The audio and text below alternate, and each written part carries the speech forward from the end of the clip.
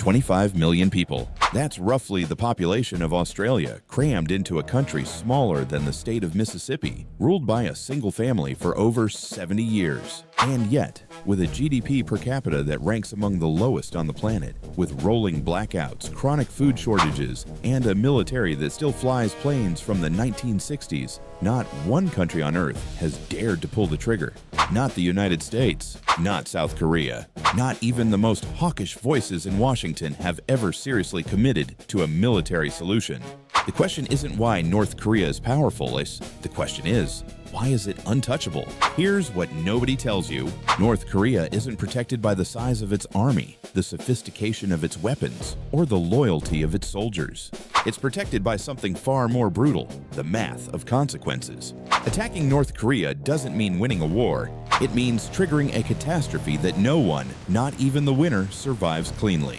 Let's start with the obvious part that people always get wrong. North Korea has nuclear weapons, and as of the mid-2020s, estimates place their arsenal at somewhere between 40 and 60 warheads, with ballistic missiles capable of reaching Tokyo, Seoul, and potentially the west coast of the United States. That alone would give any military planner pause. But it's not just the nukes that make the math terrifying.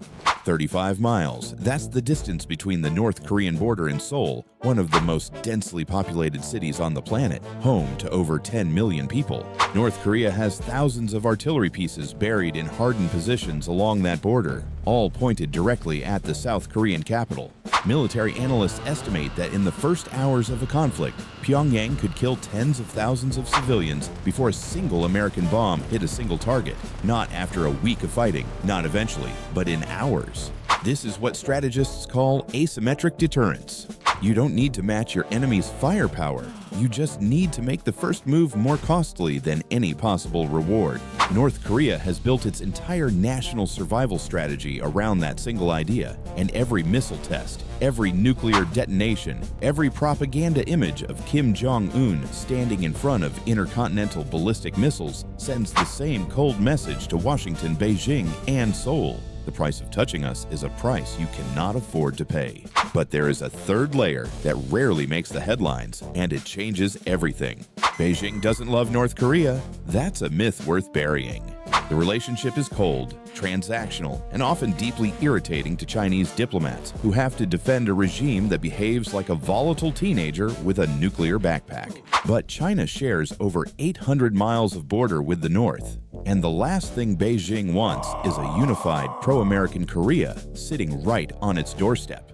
A collapsed North Korea means a refugee crisis in the millions flooding into Chinese territory. It means American troops stationed on the Yalu River, the same river where Chinese soldiers died by the hundreds of thousands during the Korean War of the early 1950s.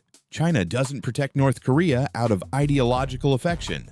It protects it out of cold, calculated self-interest, and that silent backing is the invisible wall that makes any military solution practically impossible. So, what you're left with is a regime that has weaponized its own weakness. A country that cannot feed its people has somehow built a shield made of nuclear fire, civilian casualties, and Chinese strategic paranoia.